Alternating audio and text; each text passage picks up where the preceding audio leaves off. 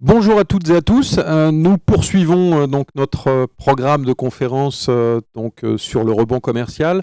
Nous allons traiter donc maintenant le thème des marchés publics et des appels d'offres pour à la fois ceux qui sont déjà sur ces marchés-là et sur ces appels d'offres pour voir comment optimiser cette démarche et également des entreprises qui n'y sont pas et qui s'intéressent à cette démarche spécifique des marchés publics. Avec nous aujourd'hui, nous avons deux spécialistes qui vont déjà se présenter, deux spécialistes avec nous pour vous aider concrètement à aborder cette démarche des marchés publics. Honneur aux femmes, Florence. Florence Bonjour. Revol. Bonjour, moi je suis ravie d'être là. Donc je suis Florence Revol, j'ai créé Appel d'offres Conseil. J'évolue dans le marché public depuis plus de 15 ans. Je conseille, j'accompagne et je forme les entreprises qui souhaitent profiter de cette manne que sont les marchés publics. C'est une vraie opportunité de chiffre d'affaires. J'ai une approche très commerciale du marché, au même titre qu'un contrat privé. Et je propose un taux de transformation qui est bien au-dessus de la moyenne grâce à cette approche commerciale. Alors on va le détailler, Florence. Voilà, déjà des promesses commerciales. Christophe, Rosin. Bonjour à toutes, bonjour à tous. Merci également à Dimo pour nous accueillir également pour cette journée. Donc Christophe Rosin, moi je suis directeur marketing et partenariat de la société Spigao, donc une solution du groupe Intesia. On va venir un peu en complément justement de Florence, venir mettre à disposition des données d'appel d'offres justement pour les entreprises afin de maximiser leur business. Merci. Alors, on va donc tout de suite effectivement rentrer dans le vif du sujet. Évidemment, répondre à un certain nombre de questions, notamment évidemment pourquoi s'intéresser aux appels d'offres au marché public. Quelles sont bien sûr les questions qu'on peut se poser? Est-ce que ce sont des réalités ou parfois il y en a beaucoup, on a des a priori, de plus en plus d'a priori, enfin on a des a priori par rapport au marché public. Donc on va essayer de creuser un petit peu tout ça pour déterminer évidemment les clés de la réussite sur ces marchés publics. Il y a donc des clés, il y a des en rugby que j'adore, on parle des fondamentaux. Eh bien, il y a les fondamentaux du succès des marchés publics. On va bien sûr y répondre, vous apporter un maximum d'éléments très concrets, et puis bien sûr, on sera là aussi pour répondre à vos questions en fin d'intervention. Alors, on y va. Première évidemment question importante. Je me tourne peut-être vers Christophe. Pourquoi s'intéresser au marché public ? C'est vrai que c'est une question que peuvent se poser aujourd'hui des entreprises en se disant voilà, je suis sur des clients privés, je n'ai peut-être pas forcément besoin de m'orienter vers ce type de business. Il faut savoir quand même que ça représente un peu plus de 200 milliards aujourd'hui d'achats qui sont effectués sur l'ensemble des secteurs d'activité et dans des périodes comme celles que l'on a vécues et que l'on vit encore malheureusement un petit peu en ce moment. C'est peut-être également l'occasion de diversifier justement son chiffre d'affaires de façon à trouver peut-être d'autres types de clientèle, une clientèle publique, qui également un élément quand même assez important, je dirais, et que recherchent aujourd'hui les entreprises dans le cas actuel, c'est garantie de paiement, puisque en ce moment, ça fait partie des sujets d'actualité également là-dessus. Ok. Un petit mot sur les tendances. Les tendances, alors, c'est vrai qu'on peut, je dirais, dire d'une manière générale, c'est des appels d'offres qui sont tout le temps réservés à des grosses entreprises. Moi, en tant que peut-être petite TPE, PME ou sur un certain secteur d'activité, je ne vais pas y aller. Il faut savoir qu'il y a une vraie tendance justement de façon à aider justement les entreprises, à les amener, leur mettre à disposition de plus en plus d'éléments et être en faveur de ces TPE, PME, de façon à ce qu'elles puissent faciliter justement cet accès au marché public. Si on prend l'exemple, dans l'exemple du BTP, il y a de plus en plus d'allotissements qui sont effectués de façon à ce que une entreprise de peinture qui, au départ, ne pouvait pas soumettre un appel d'offres parce que c'était l'entreprise de construction générale qui prenez l'appel d'offres. Là, de plus en plus, on voit des lots peintures arriver, donc beaucoup plus d'allotissement. Et ça, sur l'ensemble des secteurs d'activité, de façon à ce que les entreprises avec un vrai savoir-faire puissent mettre en avant et en évidence leur expertise, leur savoir-faire et même maintenant leurs innovations. Donc 52%, on le dit, des contrats aujourd'hui passés au niveau de ces appels d'offres le sont pour des TPE, PME. Il y a évidemment les seuils qui ont beaucoup évolué depuis, j'ai l'impression, tous les ans, tous les 10 ans, tous les 5 ans, ces seuils augmentent. Il y a quand même un seuil du gré à gré, qui donc ne passe pas par une procédure formalisée, qui est passé de 20 à 40 000 euros. Qui est passé de 20 à 40 000 euros. Et même justement sur certains secteurs d'activité, on l'évoquait avec Florence encore tout à l'heure justement, qui est passé à 70 000 euros pour le BTP, dans le cas Covid justement jusqu'à juillet 2021, et qui sera peut-être prolongé de façon à faciliter et accélérer ces prises de commandes publiques là-dessus. Ok, donc effectivement des aides et une simplification d'accès à ces marchés pour notamment les TPE, PME, PMI. Alors, le plan de relance, évidemment, vous en avez tous entendu parler. Que dit le plan de relance par rapport à ces appels d'offres et à ces marchés publics ? Déjà, comme tout le monde a pu un peu le voir, voilà, il y a une centaine de milliards qui sont annoncés. Si on prend ne serait-ce que sur certaines typologies de marchés, notamment sur les marchés publics et notamment le BTP, il y a un peu plus de 30 milliards, je crois, qui est réservé à la transition écologique, donc qui va amener justement forcément des grands travaux et je pense amener aussi les grosses entreprises à se positionner sur les gros marchés et relancer un petit peu cette économie là-dessus. Des notions peut-être de privilégier l'achat local, l'achat français. On entendait Bruno Le Maire justement évoquer ce sujet oralement.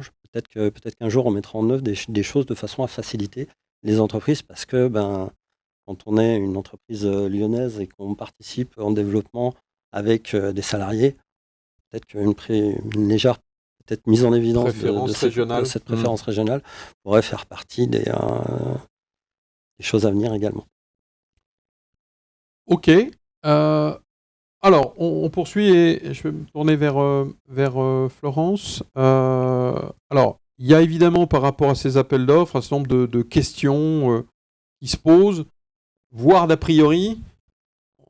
Alors, Florence, qui connaît bien ce sujet, qu'est-ce qu'on entend spontanément quand on parle de marché public ? Alors, lorsqu'on n'a jamais répondu, généralement, j'entends dire, de toute façon, c'est pour les grandes entreprises. Ça ne me concerne pas. Ou le fournisseur est déjà sélectionné, donc ça ne sert à rien de se positionner. Moi, je n'y comprends rien. C'est trop chronophage et je n'ai certainement pas la ressource en interne. Donc ça, c'est vraiment la première peur des entreprises. C'est-à-dire qu'elles pensent que ça ne s'adresse pas à elles. Or, tout artisan, tout consultant seul, toute petite entreprise, PME, PMI, peut se positionner sur les marchés publics, justement comme le disait Christophe, depuis le Code des marchés publics 2019. Il y a énormément d'allotissements qui sont faits, donc on facilite l'accès aux petites entreprises et moyennes entreprises. Alors, les a priori sont faux. Les sociétés ne sont pas sélectionnées avant que l'appel d'offres passe. Voilà, je vous rassure, moi j'évolue dans ce milieu depuis si longtemps, je connais bien les rouages et je peux vous assurer que tout le monde a ses chances de répondre. Ensuite, ceux qui répondent et n'ont pas les marchés. Alors, ils ne comprennent pas pourquoi ils n'ont pas leur marché. Ils me disent, mais généralement, celui qui a été sélectionné est moins cher que moi ou je n'ai pas eu une très bonne note technique. Il y a très peu de compréhension de l'échec. C'est-à-dire que les entreprises ne se posent pas les questions nécessaires à évoluer et améliorer leurs réponses. Il y a un taux de transformation national qui est de l'ordre de 20%. C'est-à-dire que pour avoir un marché, il faut répondre à 20 marchés. Donc c'est quand même beaucoup de travail. C'est ce que je vous disais. Il y a une approche différente du marché public qui peut permettre un taux de réussite beaucoup plus élevé. Donc je le répète, tout le monde a accès au marché public et quand on a un taux de transformation qui n'est pas assez important, on peut vraiment le faire évoluer et améliorer son efficience. Ok, alors on va évidemment vous détailler ce qu'il faut faire pour effectivement améliorer cette efficacité sur les marchés publics. Alors, on va rentrer donc dans les clés de la réussite. Avant cela, peut-être Florence, un commentaire sur le process que l'on peut mettre en place dans les entreprises autour des appels d'offres. Voilà. Le process gagnant, je pense que c'est ce que je disais en introduction. Le marché public, c'est un contrat au même titre que le contrat privé. C'est avant tout une relation commerciale. Il ne suffit pas d'attendre que l'appel d'offres sorte sur la plateforme pour se positionner. Ce qui est très important, c'est d'avoir une action en amont de prescription, pour faire connaître son entreprise, pour valoriser sa compétence. Ensuite, cela permet aussi de sélectionner les appels d'offres sur lesquels on va se positionner. Cela ne sert à rien de répondre à tous les appels d'offres qui sortent. Il faut être sélectif. Donc là, Christophe nous aide aussi. Ensuite, une fois qu'on a fait connaître son entreprise, sa valeur ajoutée, son innovation, il faut répondre et là, il faut constituer un dossier optimum qui soit gagnant, c'est-à-dire, surtout maintenant, les critères de pondération ont beaucoup évolué. Auparavant, vous aviez 70% de critères de sélection sur le prix. Maintenant, le prix est souvent moins important que les critères de sélection sur le mémoire technique, donc la qualité technique de votre offre. Donc, il faut rédiger un dossier d'offres qui soit efficace et qui vous permette de gagner.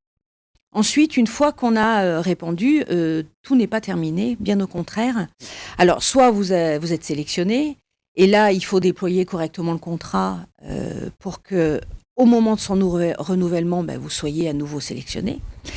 Mais surtout, si vous ne l'avez pas, il faut comprendre pourquoi vous ne l'avez pas eu et mettre en place des actions correctives pour que, lorsque vous avez un autre marché sur lequel vous positionnez ou le renouvellement de celui-ci, eh bien à ce moment-là, vous ayez fait les corrections nécessaires pour l'obtenir. Donc c'est vraiment un process gagnant, c'est-à-dire qu'il y a le positionnement en amont, la réponse et le après.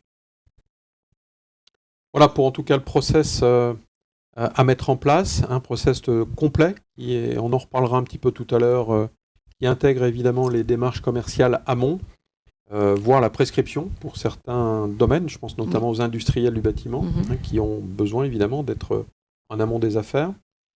On va détailler maintenant les 12 bonnes pratiques. Alors on va rentrer un petit peu dans les détails. Florence, tu es rentrée peut-être, tu as commencé à en parler.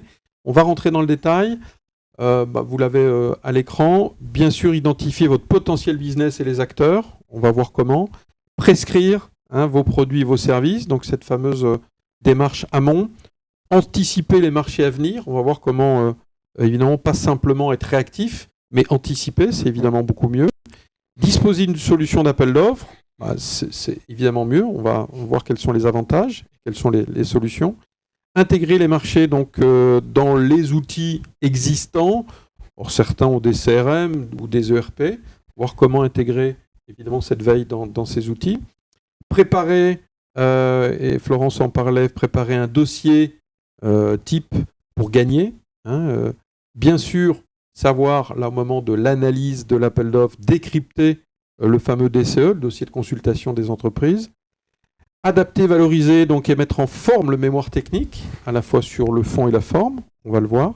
Peser dans la décision et voir comment on peut peser. Analyser vos performances, établir bien sûr des ratios d'efficacité par rapport à ces réponses. En moyenne, j'ai entendu, tu ne l'as peut-être pas dit Florence, spontanément, les gens qui n'ont pas de démarche commerciale en amont, au mieux, j'entends qu'ils ont souvent un taux de succès autour de 1 sur 10.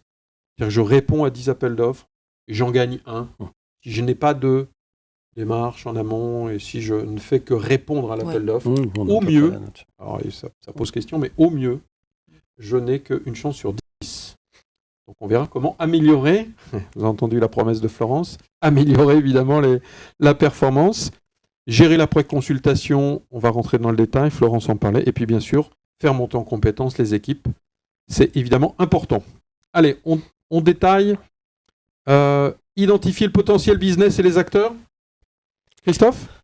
Oui, donc identifier le potentiel business, c'est dans un premier temps de regarder, de prendre connaissance en se disant, on évoquait justement le sujet tout à l'heure, voilà, est-ce que les appels d'offres sont faits pour moi ou pas, c'est d'avoir une vision à partir de là et d'établir dans un premier temps en disant, est-ce que justement ce marché public, justement, il y a une réelle opportunité business pour moi. Être capable, à partir des données maintenant qui sont disponibles et que l'on peut agréger, de pouvoir justement faire une analyse. Est-ce que mes concurrents sont présents sur ces typologies de marché? Ou ça? De façon à ce que, à partir de là, on puisse définir justement une vraie stratégie derrière et ne pas répondre aux appels d'offres, comme tu le disais tout à l'heure, en disant on en a pour 10%, on obtient 10%, mais d'avoir une réelle stratégie en disant j'identifie mon potentiel business, j'identifie les acteurs en place, voire même les donneurs d'ordre qui prescrivent justement tel ou tel produit, de façon à pouvoir avoir une vraie stratégie appel d'offres à mettre en place. Ok, pour cette partie surveillance de marché, alors, on illustre la partie agir en amont et se différencier. Alors ça, c'est assez peu... Moi, je pense qu'il y a un certain peu d'entreprises qui ont intégré. Alors là, il faut un petit peu l'expliquer. Beaucoup d'entreprises simplement répondent aux appels d'offres et n'ont pas compris ou n'ont pas le temps ou ne savent pas faire ce fameux travail en amont. Oui. Alors, détaillez, M. Christophe. Ce travail en amont, si on prenons l'exemple d'une entreprise aujourd'hui qui fait on parlait d'entreprise type industrielle, je sais pas, je suis une entreprise industrielle de peinture. Du matériel de peinture ou de bornes escamotables, de choses comme ça, avec des produits très spécifiques. Aujourd'hui, on est capable justement d'identifier justement les produits qui sont justement conseillés à l'intérieur des CTP, tout ça, afin de voir justement est-ce que moi, en tant qu'entreprise, si je suis allé prescrire justement des produits dans le cadre, parce que les architectes, les maîtres d'œuvre, n'ont pas, on va dire, le savoir universel et se tournent vers des entreprises qui, justement, vont pouvoir mettre en avant leur savoir-faire innovant et leurs dernières innovations de façon à pouvoir les intégrer potentiellement à l'intérieur du marché, en prescrivant, bien sûr, des références équivalentes et pas forcément uniquement le produit spécifique. Mais ce travail en amont, aujourd'hui, oui, il est important parce que ça permet vraiment de mettre le savoir-faire en place de chacune des entreprises et on est capable aujourd'hui vraiment de l'identifier et toute entreprise qui aura prescrit sa marque ou son produit à l'intérieur d'un cahier des charges, on est capable de sortir un résultat de prescription par rapport à ça et de définir les actions en conséquence. Ça peut être dire, tiens, sur telle région, j'ai mon concurrent qui apparemment a bien prescrit des produits. À ce moment-là, je vais justement travailler ou féliciter son commercial parce qu'il a apparemment bien travaillé sur la région en question. Donc, travail en amont essentiel pour avoir effectivement des résultats auprès de maîtres d'œuvre, on l'a parlé, d'architectes, bureaux d'études. Ne pas oublier quand même aussi un acteur important qui est donc le maître d'ouvrage. C'est quand même celui qui va payer, qui paye. Tout à fait. Et qui est à l'origine du projet, que l'on peut aussi visiter, sensibiliser, quand on est notamment en industriel. Exactement. On a une valeur ajoutée technique. Tu interviens quand tu veux, hein, Florence. Oui, je voulais simplement rassurer les entreprises. Dans le Code du marché public 2019, il est stipulé que toute entreprise qui en fait la demande peut être reçue par un acheteur public. Ce que j'entends souvent dire, mais on ne peut pas les rencontrer. C'est complètement faux. On peut les rencontrer. Il suffit de prendre rendez-vous. C'est pas plus compliqué que ça. C'est la même chose que dans le privé. On appelle la collectivité que l'on a ciblée et on demande à être mis en contact avec ou le service marché public ou l'acheteur du domaine d'activité dans lequel on évolue. contre, c'est peut-être un petit peu compliqué une fois que l'appel d'offres est lancé, Ah, de on ne peut pas. venir. Non. Non. D'accord. On est obligé de le faire en Tout amont. à C'est fait, pour ça tout à fait en amont. qu'on explique que c'est en amont En de l'appel amont, d'offres. exactement. Une fois que l'appel d'offres a été publié, il est interdit de rencontrer les acheteurs. Et on ne les rencontre plus. D'où l'importance de savoir quand l'appel d'offres sort, justement pour se positionner 6 mois à 1 an avant la parution du marché. Alors, autre démarche aussi intéressante qui peut se faire 6 mois, 1 an, c'est effectivement aller là aussi visiter les maîtres d'ouvrage, les donneurs d'ordre, sur des marchés dont on connaît l'échéance, je pense des Exactement. marchés pluriannuels, qui sont en train d'arriver à échéance, et 6 mois, 1 an avant, évidemment, alors 1 an dans certains métiers, c'est même plus judicieux, c'est le bon moment pour retourner faire une démarche commerciale. Refaire une démarche commerciale ou en tout cas également en interne, ne serait-ce que pas subir justement l'appel d'offres en se disant bah, tiens, le marché est renouvelé, mais avoir une vraie action justement commerciale en disant tiens, qu'est-ce qu'on, même un état de fait, faire un bilan, tiens, est-ce qu'on a gagné, comment on l'a fait, comment on a travaillé sur cet ancien appel d'offres de façon à pouvoir définir un vrai plan d'action interne au niveau de l'entreprise sur ces marchés pluriannuels qui arrivent et une vraie stratégie derrière par rapport à ça. Ça permet, puisqu'on n'a pas le marché aussi, de regarder le prestataire en place, qu'est-ce qu'il a pu faire, qu'est-ce qu'il a pu créer une satisfaction totale, c'est souvent pas le cas hélas, mais partielle, et d'identifier des failles, des dysfonctionnements sur lesquels on va pouvoir évidemment capitaliser. Tout à fait. Ok pour ces marchés pluriannuels, avec un travail là aussi en amont. On poursuit. Alors là, c'est Christophe, non? J'imagine. Oui, disposer d'une solution d'appel d'offres. Après, bien sûr qu'en tant que Spigao, on a une solution d'appel d'offres, mais d'une manière générale, aujourd'hui, je pense que en tant qu'entreprise, et si on est sensibilisé aux appels d'offres, on ne peut plus se permettre de ne pas avoir une solution d'appel d'offres. Aujourd'hui, les entreprises doivent consacrer du temps justement à l'efficacité commerciale, que ce soit justement sur cette partie prospection, que ce soit les sujets évoqués avec Florence sur le mémoire justificatif. Donc il y a un vrai travail de façon à mettre ses forces vives de l'entreprise sur ces sujets-là et non plus sur de ressaisir de l'information, aller chercher l'information. Donc je dirais cette philosophie d'avoir une solution d'appel d'offres me paraît, oui, maintenant évident si on veut entamer une démarche. Alors Christophe, tu parles effectivement d'une solution d'appel d'offres. C'est une solution qui permet de détecter, donc une solution de ce qu'on appelle la veille commerciale. Il y a un certain nombre d'acteurs, mais il n'y a pas non plus énormément de gens sérieux sur le sujet. Détecter, bien sûr chiffrer, aide au chiffrage pour que ça soit le moins chronophage possible, et bien sûr aussi l'assistance à la réponse. Exactement. Administrative. L'objectif, c'est de se poser la question en disant à quel moment et à quelle étape, justement, je ressaisis de l'information. Donc oui, je vais ressaisir de l'information ou passer du temps à détecter sur les différentes plateformes. Je vais également passer du temps à ressaisir justement mes devis dans mon logiciel de chiffrage ou sous Excel, à répondre à l'appel d'offres. Donc ce sont des points qu'il faut intégrer lorsque l'on a une démarche d'appel d'offres.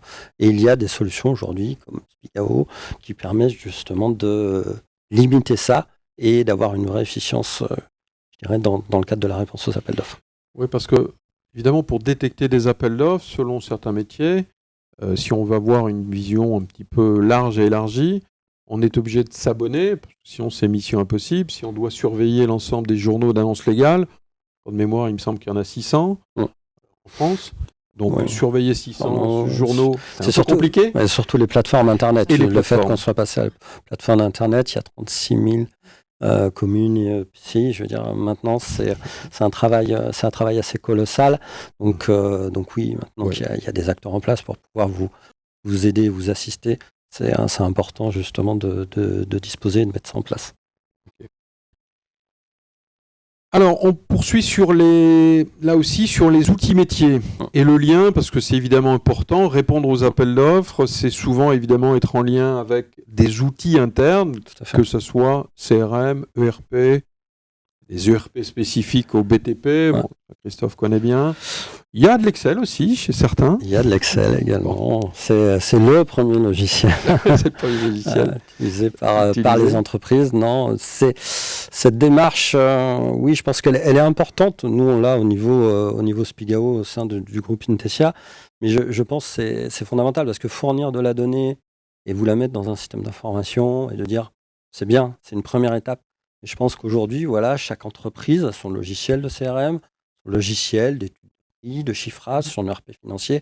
Et à un moment, l'étape d'après, et qu'on est en train de voir nous avec l'ensemble de nos clients, c'est que cette donnée, c'est bien, mais si elle est intégrée dans mon système d'information et si je peux éviter l'ensemble des ressaisies, là, j'ai vraiment de la donnée à valeur ajoutée que je peux exploiter directement, que ce soit à mon niveau, au niveau de la réponse de l'appel d'offres, mais également à l'ensemble de la société et de la direction qui a toutes les informations pour piloter ceci. On voit sur le slide qui est sous les yeux que donc il y a des connexions évidentes, simples avec l'ensemble des CRM du marché. C'est le cas ? L'ensemble des CRM du marché sur lesquels on peut récupérer, on va dire, toutes les données des affaires d'appel d'offres, c'est-à-dire l'objet du marché, la date limite de réponse des appels d'offres. Donc l'objectif, c'est de récupérer cette première partie d'information, de syrétiser ceci, de façon à pouvoir, entre guillemets, faire des stats à l'intérieur justement de mon CRM et que par la suite, je puisse me poser la question de la même façon que quand je vais identifier un appel d'offres qui va arriver, dire « Ok, cet appel d'offres peut m'intéresser, mais si dans ma CRM, je vois que cet appel d'offres, mon concurrent l'a gagné les 10 dernières fois, peut-être que je vais l'aborder différemment ou sous un autre angle. » Donc c'est être capable justement d'utiliser la puissance de ces données de façon à pouvoir avoir des stratégies différentes d'interaction par rapport à ça. Et puis tracer l'ensemble de l'historique de la relation commerciale, c'est évidemment le grand intérêt des CRM notamment, mais pas que. Alors, Florence, peut-être préparer un dossier type de réponse. Alors, concrètement, comment ça se passe ? Alors, la première des choses que j'entends de la part des entreprises, c'est que répondre à un marché prend beaucoup de temps. Alors, effectivement, répondre à un marché prend beaucoup de temps lorsqu'on n'est pas organisé. Je dirais que marché public rime avec rigueur et pugnacité. Voilà, ce sont les deux termes du marché public. Rigueur, pourquoi ? Parce que si on s'organise bien, au moment de répondre, on va gagner 50% du temps. Donc, ce que moi je préconise, c'est de créer un dossier type de référence dans lequel on stocke, donc on crée une bibliothèque partagée, par exemple, dans laquelle on stocke tous les éléments, tous les documents qui vont être nécessaires à la réponse. Aussi bien le mémoire technique qui maintenant est la pièce maîtresse, comme je l'ai dit tout à l'heure, des marchés. Donc on rédige un mémoire technique type. C'est un document qui fait entre 30 et 70 pages en fonction des activités, en fonction des marchés auxquels on répond. Ce dossier, donc ce mémoire type, sera adapté à chaque marché auquel on répondra. Ensuite, on stocke aussi tous les éléments qui sont nécessaires à une candidature, comme par exemple le CV des intervenants, le CABIS, les assurances, les qualifications, les certifications. Et surtout, on stocke aussi tous les dossiers des partenaires avec qui on peut répondre, comme les sous-traitants ou les entreprises avec qui on va répondre en groupement. Une fois qu'on a créé ce dossier, eh bien, on est prêt à répondre. Et donc, au moment de la réponse, on ne court pas partout pour trouver le document, on n'appelle pas 10 personnes pour savoir qui fait quoi, on est organisé. Et là, la réponse se fait dans la sérénité. On l'espère. Merci Florence. Alors évidemment, pour répondre, il faut là aussi, l'étape juste d'avant, pouvoir décrypter les fameux dossiers de consultation pour regarder dans le détail la cohérence de ces dossiers de consultation, peut-être y voir parfois des influences très fortes, et peut-être parfois de se dire que c'est peut-être pas la peine d'y aller. Donc ça sert à ça, décrypter le DCE. Est-ce que tu peux nous en parler un petit peu plus ? Dans le DCE, vous allez retrouver tous les documents qui vont vous donner les informations nécessaires à votre offre.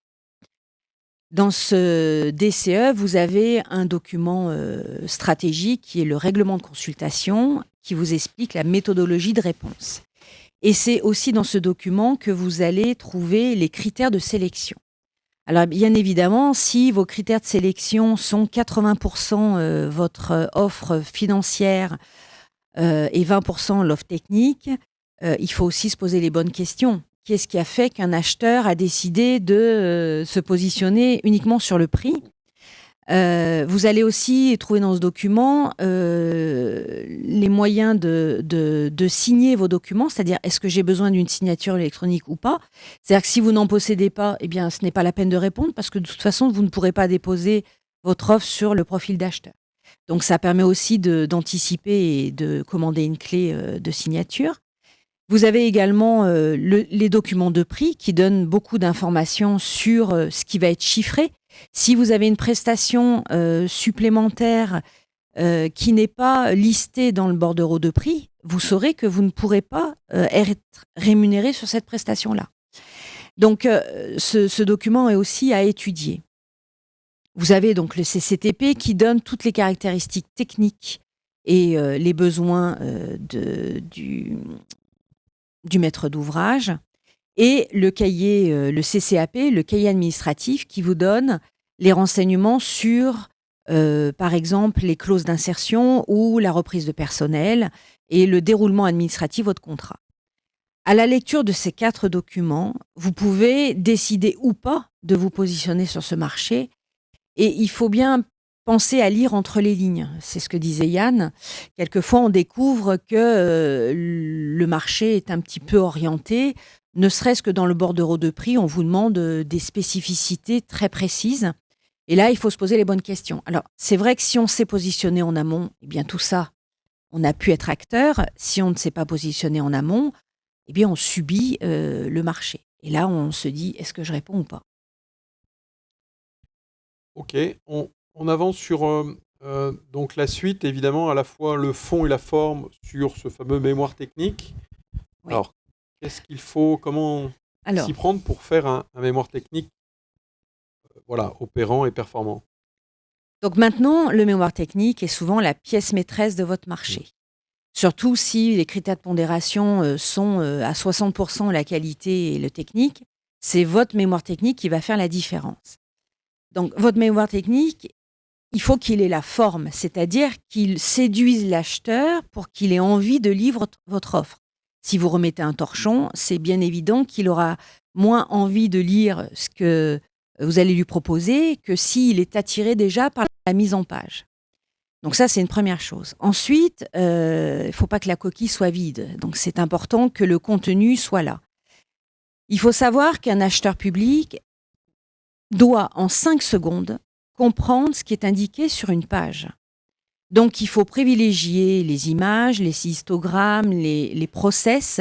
Il faut que votre mémoire soit aérée. Si vous ne mettez que du texte, il est bien évident qu'un acheteur qui a 30 offres va devoir lire 30 mémoires techniques. S'il doit lire 60 pages que de texte, je peux vous assurer qu'il va partir à la lecture de votre mémoire avec déjà une idée préconçue. Donc, c'est important aussi que le contenu soit percutant. Un peu comme dans le marketing, je dois mettre du texte qui fait match.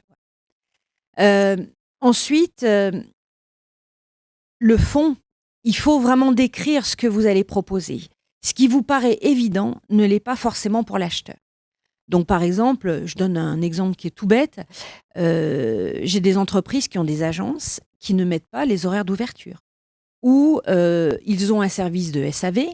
Il n'y a ni le numéro de téléphone, ni l'adresse mail du SAV, ni les heures d'ouverture du SAV. Ce sont des petits détails qui vont faire la différence à la fin. C'est-à-dire que si vous obtenez une note technique qui est au maximum, cela vous permet aussi d'avoir une offre financière peut-être un peu plus chère, donc avoir une meilleure marge, mais de remporter le marché. Si votre note technique est très mauvaise, vous êtes obligé d'avoir un prix très agressif. Donc vraiment, le mémoire technique, c'est la pièce maîtresse maintenant des appels d'offres. On poursuit un autre élément important aussi de réponse. Alors, là, on le dit souvent d'ailleurs aux commerciaux qui font des propositions. Moi, je suis souvent un petit peu surpris. Il manque un élément important qu'on peut appeler synthèse du besoin identifié, rappel du contexte. C'est de savoir, c'est d'affirmer auprès de notre client qu'on a compris son contexte, sa situation, ses besoins. Et il faut donc l'intégrer dans toutes les propositions commerciales, mais aussi sur les marchés publics. Ouais. Florence. Alors, moi, j'ai constaté que, comme je vous le disais tout à l'heure, quand un acheteur a 30 offres à lire, s'il ouvre votre mémoire technique et que dès les premières pages, il a compris ce qu'il allait découvrir dans le mémoire, il va avoir une vision positive de votre offre. C'est-à-dire que si vous lui expliquez que vous avez compris le contexte et le besoin, et qu'en une page, vous synthétisez votre offre avec votre valeur ajoutée, et qu'il est déjà séduit, il va lire votre dossier avec une vision positive. Que s'il ouvre directement votre dossier de mémoire technique dans le sommaire, il se dit, il va falloir que je lise les 60 pages pour comprendre ce qu'ils vont me proposer. Donc cette petite, comment dirais-je, particularité peut faire la différence aussi derrière sur votre offre. Ok, alors on l'a dit tout à l'heure aussi, évidemment, dans toute démarche commerciale, il faut évidemment mesurer ses performances, suivre un petit peu les ratios, avoir un petit peu une idée précise de retour sur investissement, parce que c'est évidemment un investissement, temps et humain. Alors qu'est-ce que ça veut dire, Christophe, si on analysait ses performances ? Si on est dans la continuité justement de ce qu'évoque Florence, c'est de pouvoir justement faire un état des lieux, justement de chacune des réponses que l'on a effectuées, de les consolider, de les synthétiser, pas seulement, je dirais, se focaliser sur les appels d'offres que l'on a gagnés et tout ça, mais également se focaliser sur les appels d'offres que l'on a perdus. Et pourquoi on les a perdus ? Comment on les a perdus ? Qui les a gagnés ? Et savoir être juste, même vis-à-vis de nous, en disant on l'a perdu parce qu'on n'a pas été bon. Et également de façon à pouvoir définir justement ces prochaines actions que l'on mettra en place par rapport à ça, que ce soit par rapport au client, que ce soit par rapport à l'offre, que ce soit par rapport à toutes ces choses derrière. Et là, Christophe, est-ce qu'il est facile de se retourner vers une collectivité, une commune, pour lui demander un petit peu pourquoi on n'a pas été sélectionné ? Est-ce qu'ils répondent facilement ? Est-ce qu'ils vous reçoivent pour expliquer les choses comme on l'évoquait tout à l'heure, où justement chaque collectivité peut vous recevoir, vous pouvez par simple lettre demander à chaque collectivité pourquoi justement, entre guillemets, vous n'avez pas eu l'appel d'offres. Et à ce moment-là, il y a une réponse qui vous dit justement quelle société a eu l'appel d'offres par rapport à ça. Donc on peut écrire à chaque collectivité de façon à pouvoir obtenir une réponse et savoir qui a eu l'appel d'offres et à combien. Alors, il faut demander le rapport d'analyse des offres, le RAO. Cela concerne les appels d'offres, pas les procédures adaptées. Dans ce RAO, vous avez chaque point noté. Exactement. On vous explique quelle a été votre note, on vous indique votre note et on vous explique ce qui manquait dans votre offre. Donc le RAO est à demander par lettre recommandée et ils ont 15 jours pour vous répondre. Et ils le font. Et c'est vraiment un document extrêmement important pour faire progresser votre offre. C'est souvent omis par les entreprises. Absolument. Et surtout, il ne faut pas hésiter à demander un rendez-vous avec l'acheteur. Exactement. Pour débriefer de votre offre. C'est vraiment capital.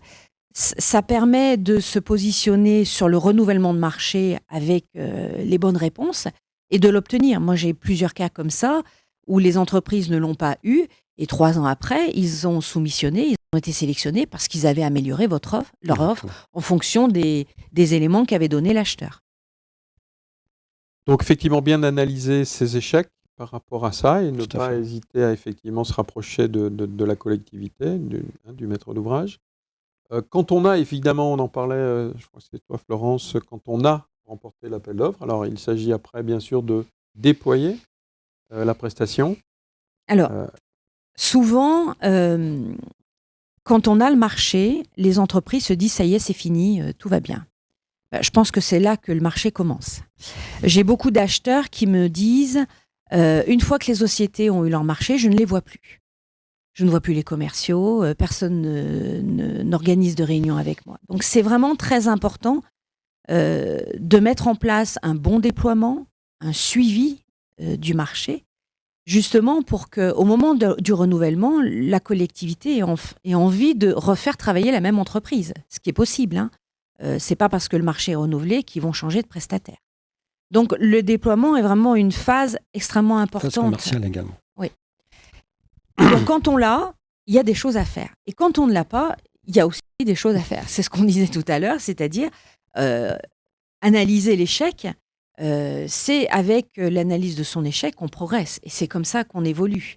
C'est ce que je dis beaucoup aux entreprises. Un premier mémoire technique de référence, au bout d'1 an, il a complètement changé. Parce qu'à chaque marché, on s'étoffe, on obtient des renseignements que l'on intègre dans son futur dossier. C'est vraiment important d'en tirer les conséquences et de faire une analyse à chaque fois que l'on se positionne sur un marché public. Et pour donc, tu le disais, pour la mise en route, évidemment, bien soigner cette mise en route, caler une réunion de lancement et toutes les actions planifiées, y compris avec les services internes de l'entreprise. Alors, il ne faut pas hésiter à solliciter l'acheteur public, même s'ils n'ont pas prévu d'organiser de réunion. Il faut faire vraiment une réunion de démarrage. Et il faut faire aussi une réunion de démarrage en interne, c'est-à-dire tous les services qui sont impactés par ce nouvel appel d'offres, il faut qu'ils aient les éléments nécessaires pour le mettre en œuvre correctement. Je cite souvent un exemple, quand dans un marché de fourniture, si on double la vente d'un produit, il faut que l'approvisionnement soit au courant pour justement approvisionner et ne pas être en rupture de stock. Donc c'est vraiment, toutes les parties prenantes doivent être intégrées dans cet appel d'offres et il faut vraiment que les entreprises mettre en œuvre une action, mais globale, de tous les services de la société. OK pour cette consultation, après consultation.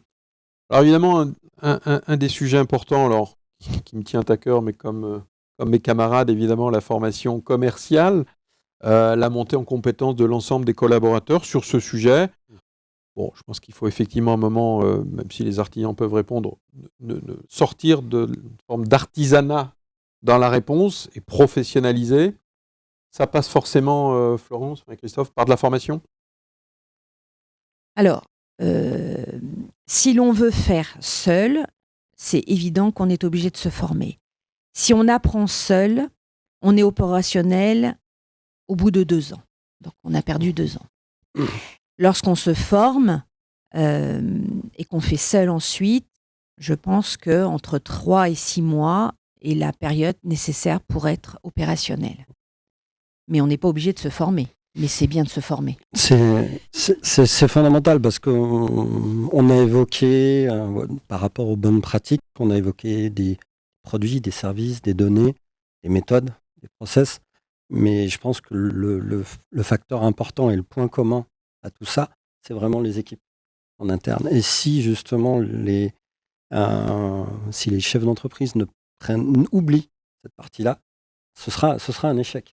Donc il faut faire monter en compétence l'ensemble des équipes en interne de façon à ce qu'elles montent, je dirais, sur une nouvelle dimension, que ce soit vis-à-vis de la commande publique, soit les process commerciaux, de façon à avoir vraiment des personnes efficaces par rapport à tout ce que l'on a évoqué. Donc c'est vraiment pour moi une composante essentielle.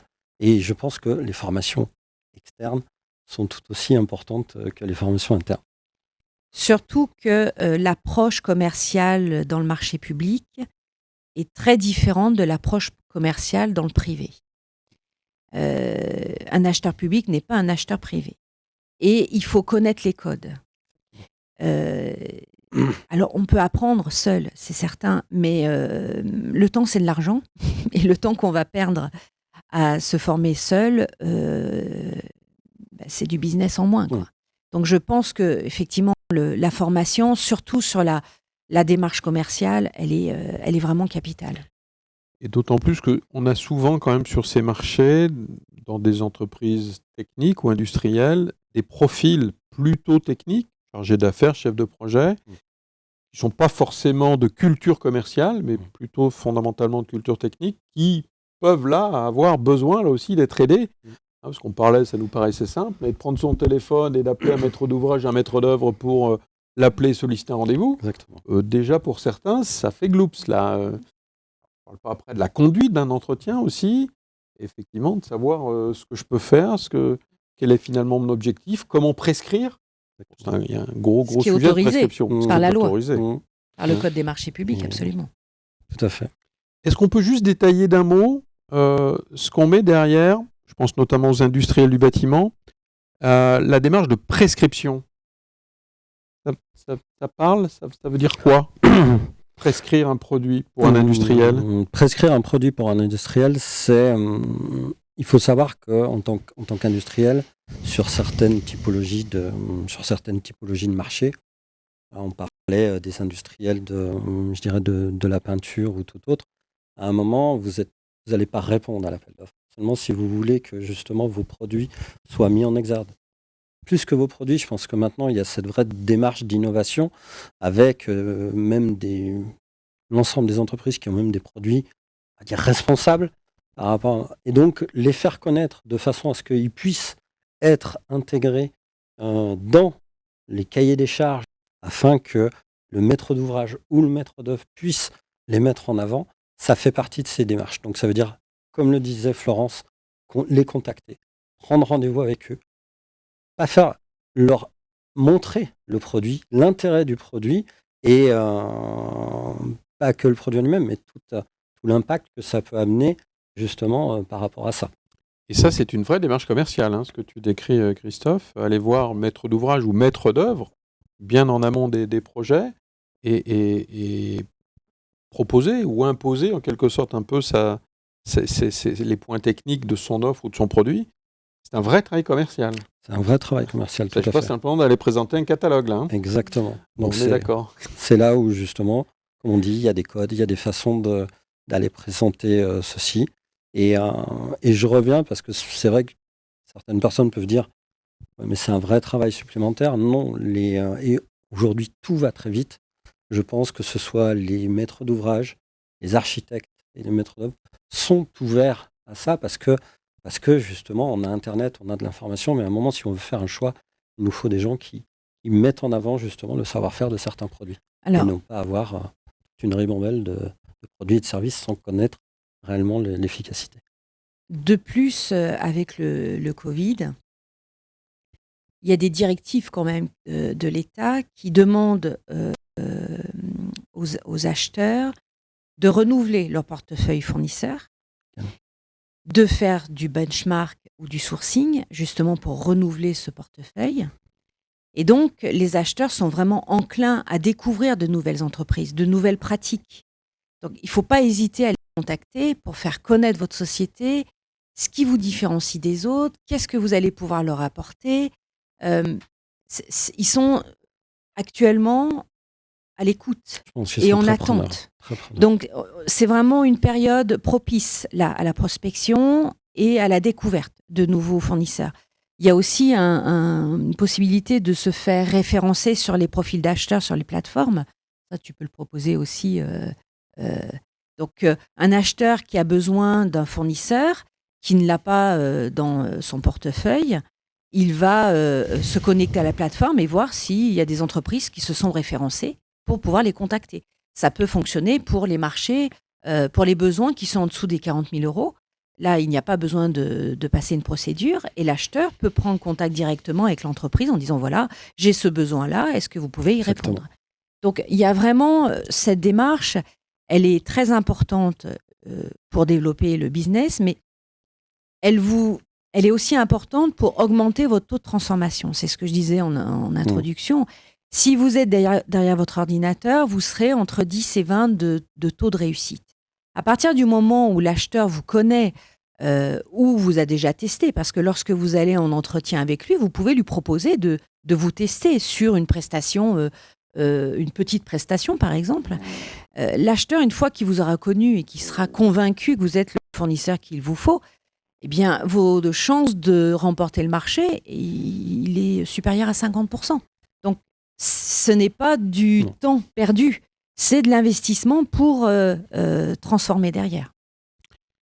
Donc, important de bien monter en compétences, de se former. Dans les entreprises aussi, maintenir effectivement ce niveau, augmenter sans cesse, avoir cette dynamique de progression aussi en interne. On peut s'aider évidemment de prestataires externes, mais aussi en interne, il y a souvent d'ailleurs des référents, des gens sur lesquels on va s'appuyer, qui vont être des piliers pour transférer ou transmettre ce savoir-faire en interne. Important. Juste, on en parlait, sur les marchés publics, Florence en parlait, au moins trois types de procédures bien particulières. Le gré à gré, qui là nécessite éventuellement 3 offres de la part d'un public, globalement moins de 40 000 euros. C'est-à-dire, si vous avez des prestations à moins de 40 000 euros, vous pouvez, là, non pas partir dans des procédures d'appel d'offres, mais vraiment de gré à gré, 3 devis et la collectivité choisie. Donc ça, c'est la première formule, il ne faut pas l'oublier. Alors, les 3 devis ne sont pas obligatoires. Et les Ils 3 devis sont conseillés, mais pas obligatoires. Surtout en période Covid où ça accélère. Donc, conseillé, pas obligatoire. Ta remarque, Florence, de ne serait-ce que se faire référencer sur les portails acheteurs, je veux dire, l'action numéro 1 de façon à pouvoir, si justement les entreprises sont intéressées par des petits contrats, justement. Petits contrats, alors jusqu'à 40 000 euros. Ou une multiplicité de contrats. Voilà, oui. c'est Une multiplicité. Contrat 40 000 euros à l'année, c'est quand même pas neutre. Ça, c'est le gré à gré. Deuxième, tu en parlais Florence, deuxième seuil, type de procédure, c'est les MAPA, les fameuses, donc les marchés à procédure adaptée. Ils sont plus allégés, qui correspondent à certains seuils, en fonction des marchés et des maîtres d'ouvrage. On va peut-être pas rentrer dans le détail, parce que c'est un petit peu... évidemment un peu long et un peu précis. Et puis, le troisième procédure, c'est donc là l'appel d'offres, là aussi, qui se déclenche à partir d'un certain seuil de chiffre d'affaires. Selon qu'on est dans les travaux ou les services, enfin bon, on ne va pas rentrer dans les détails. Mais voilà, donc il y a quand même trois types de procédures et de consultation. Ok.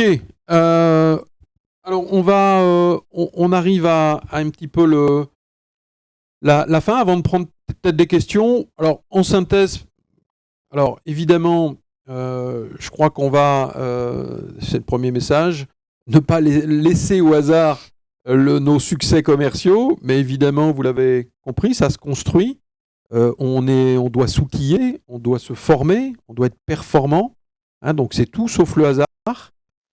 Évidemment, et on le dit, ça c'est un beau message à l'ensemble d'ailleurs des commerciaux, mais soyez acteurs, pilotez votre développement commercial. Et là, pour les marchés publics, ne subissez pas, donc ne répondez pas simplement aux appels d'offres, mais soyez évidemment le plus en amont possible et faites des démarches commerciales, surtout.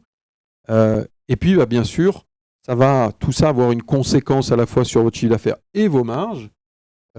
Et on pourra, et c'est évidemment important, mesurer son retour sur investissement, le fameux ROI, et continuer donc à progresser. On prend les questions peut-être, Maxime ? Oui, en effet. Alors, on a une question de Carole qui nous demande « Qu'est-on en droit d'obtenir concrètement de l'acheteur public en termes d'informations sur le choix du prestataire retenu ?» Alors, ça dépend de la procédure. Si on est en procédure adaptée, l'acheteur public nous donne les informations qu'il souhaite. Il n'y a rien à poser. En appel d'offres, il est obligé. Alors, en procédure adaptée, c'est vous qui devez faire la demande. En appel d'offres, vous recevez forcément un courrier qui vous indique le prestataire retenu, généralement le montant du marché signé avec lui. Et c'est à ce moment-là que vous faites votre demande de RAO. Moi, je conseille systématiquement, quand on a répondu à un marché et que l'on ne l'a pas obtenu, de prendre un rendez-vous avec l'acheteur. C'est semer pour récolter plus tard. Si ce n'est pas demain, c'est après-demain. Mais c'est important d'avoir une relation commerciale avec l'acheteur. Il faut qu'il vous connaisse. Même si vous n'avez pas obtenu le marché, il faut vous déplacer. D'accord, merci Florence. C'est pour moi la seule question que j'ai reçue. Yann, je crois Alors- qu'il y en a reçu d'autres en parallèle. Oui, alors, Florence en parlait, il y a évidemment souvent des questions qui reviennent sur la partie dématérialisation. On a des plateformes dématérialisées de détection et de réponse.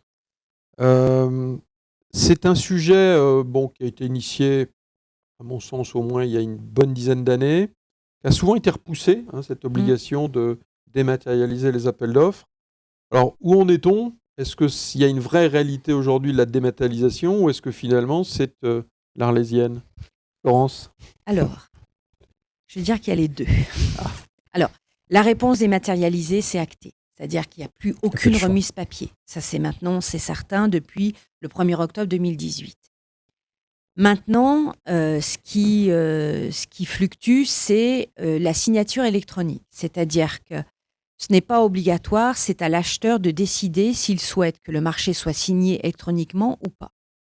S'il impose la signature électronique et que vous ne l'avez pas, vous ne pouvez pas répondre, vous ne pouvez pas déposer d'offre. Il faut savoir, pour obtenir une signature électronique, surtout dans le contexte actuel, c'est entre 15 jours et 3 semaines, puisqu'il faut aller se déplacer en personne. La clé, elle est attribuée à une personne en nom propre, et cette personne doit se déplacer. Donc, ça peut être effectivement un problème si vous n'avez pas de signature.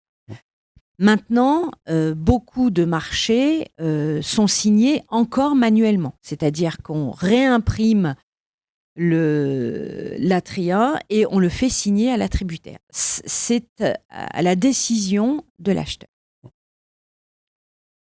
Ok, merci pour cette réponse. Alors, on en a parlé. Est-ce que, et je pense qu'il y a peut-être des TPE, PME qui nous écoutent, est-ce que si je suis TPE, PME, je suis favorisé par rapport, je pense notamment aux grandes entreprises ou très grosses entreprises ?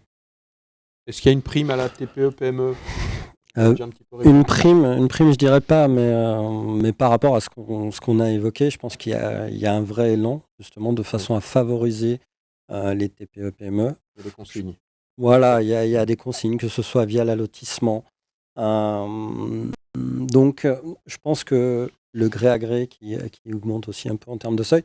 Donc, à un moment, je pense que faut que les entreprises prennent conscience de ça, enlever, on dirait, ce petit plafond de verre, de dire c'est réservé aux gros, être acteur, y aller. Et je pense qu'au contraire, même en termes de charges, les entreprises ont tout intérêt à aller très rapidement parce que je pense qu'elles peuvent, si elles répondent aux appels d'offres, se rendre compte qu'elles concurrencent très rapidement les grosses entreprises. Les acheteurs sont très intéressés par les méthodes de travail des PME, PMI, contrairement aux grands groupes, parce qu'il y a un lien humain qu'ils n'ont pas dans les très grosses structures. C'est important, même dans notre monde dématérialisé, c'est important que l'acheteur public ait un interlocuteur dédié. Et il trouve beaucoup plus facilement cela dans des petites entreprises que dans des grands groupes où l'information se noie, où il a un retour beaucoup plus compliqué. On terminera peut-être aussi par, c'est un petit peu dans l'air du temps, là, on parle beaucoup évidemment de Made in France. Je pense là aussi avoir entendu des consignes de choix prioritaires d'entreprises françaises par rapport à des sociétés étrangères sur ces réponses appels d'offres, parce qu'on a évidemment souvent en tête, parfois sur des gros marchés, des entreprises étrangères qui viennent et qui remportent des marchés. C'est parfois un petit peu choquant. C'est en train de changer, ça ? Ça, c'est en train de changer. On en parlait, Bruno Le Maire, on avait parlé en incitant justement chacune des collectivités à essayer de privilégier les entreprises locales. D'un point de vue, on parlait tout à l'heure du règlement de consultation. On voit apparaître des petites choses, notamment par exemple sur des visites de chantier qui sont obligatoires. Donc c'est sûr que si vous êtes une entreprise qui a plus de 400 km, forcément la visite de chantier, vous n'allez pas y aller. Donc c'est plein de petites choses qui, mis bout à bout, vont essayer de mettre en avant ce privilège local et régional. Bien, écoutez, merci. On a essayé de vous donner un maximum de clés pour effectivement vous donner envie d'aller, pour ceux qui n'y sont pas, sur les marchés publics et optimiser la démarche pour ceux qui y sont, et notamment cette démarche commerciale en amont. On est évidemment à votre disposition, donc Christophe Rosin et Florence Revol, à votre disposition pour poursuivre évidemment après cette conférence et répondre à vos questions. Merci à vous et bon appétit. Merci Yann. Merci. Merci à tous. Merci à tous. À bientôt.